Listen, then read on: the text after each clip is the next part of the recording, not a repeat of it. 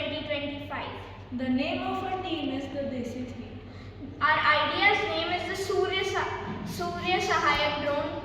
So, we have noticed certain problems like farmers work under the scorching sun facing extreme heat. They also spend a lot of time, energy and money on their work, and they also do not get paid enough compared to the effort they make. So we have developed a drone which can do all the work of the farmers for them. It can check whether the plants need anything.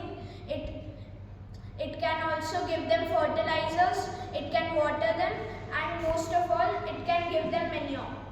Our Surya Sahayak drone has many amazing parts, like first comes the solar panels on the top which charge the drone by collecting sunlight when it flies. And it also has an AI camera which can determine whether the crop needs anything, manure, fertilizers, water, you name it.